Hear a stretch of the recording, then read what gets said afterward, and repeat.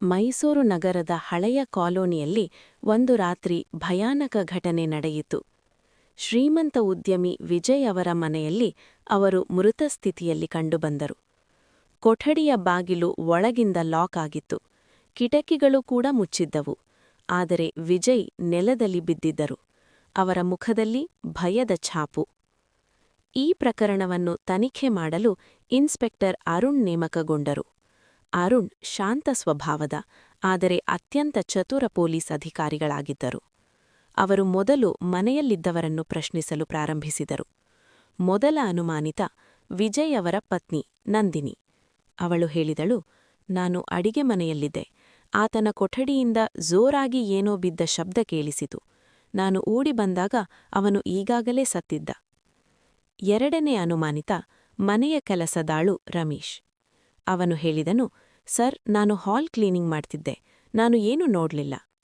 ಮೂರನೇ ಅನುಮಾನಿತ ವಿಜಯ್ ಅವರ ವ್ಯವಹಾರ ಪಾಲುದಾರ ಕಿರಣ್.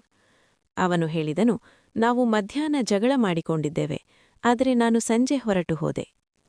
ಅರುಣ್ ಕೊಠಡಿಯನ್ನು ಚೆನ್ನಾಗಿ ಪರಿಶೀಲಿಸಿದರು. ನೆಲದಲ್ಲಿ ಒಡೆದ ಗ್ಲಾಸ್, ಟೇಬಲ್ ಮೇಲೆ ಅರ್ಧ ಕುಡಿದ ಜ್ಯೂಸ್. ಆದರೆ ಒಂದು ವಿಚಿತ್ರ ವಿಷಯ, ಜ್ಯೂಸ್ ಗ್ಲಾಸ್ನಲ್ಲಿ ಬೆರಳಚ್ಚು ಒಂದೇ ವ್ಯಕ್ತಿಯದಾಗಿತ್ತು. ಇದು ಆತ್ಮಹತ್ಯೆಯಲ್ಲ, ಯಾರೋ ಯೋಜನೆ ಮಾಡಿಕೊಂಡು ಕೊಲೆ ಮಾಡಿದ್ದಾರೆ ಎಂದು ಅರುಣ್ ಯೋಚಿಸಿದರು. ಅವರು ಕಿಚನ್ಗೆ ಹೋದರು. ಅಲ್ಲಿ ಜ್ಯೂಸ್ ಬಾಟಲ್ ನೋಡಿದರು. ಅದರ ಮುಚ್ಚಳದ ಮೇಲೆ ವಿಷದ ವಾಸನೆಯಿತ್ತು. ಅರುಣ್ ನಂದಿನಿಯನ್ನು ಮತ್ತೆ ಪ್ರಶ್ನಿಸಿದರು, ನೀವು ಜ್ಯೂಸ್ ಮಾಡಿದ್ದೀರಾ?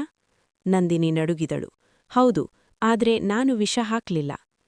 ಅಷ್ಟರಲ್ಲಿ ಅರುಣ್ ಕಿರಣ್ಣನ್ನು ಕರೆಸಿಕೊಂಡರು. ನಿಮ್ಮ ಫೋನ್ ರೆಕಾರ್ಡ್ ನೋಡಿದ್ದೇನೆ, ನೀವು ಸಂಜೆ ಇಲ್ಲಿ ಬಂದಿದ್ದೀರಿ ಎಂದು ಹೇಳಿದರು. ಕಿರಣ್ ಬೆಚ್ಚಿಬಿದ್ದನು. ನಾನು ಹಣದ ಬಗ್ಗೆ ಮಾತಾಡಲು ಬಂದಿದ್ದೆ.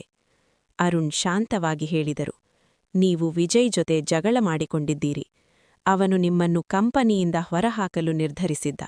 ನೀವು ಕೋಪದಲ್ಲಿ ವಿಷ ಹಾಕಿದ ಜ್ಯೂಸ್ ಕೊಟ್ಟಿರಿ.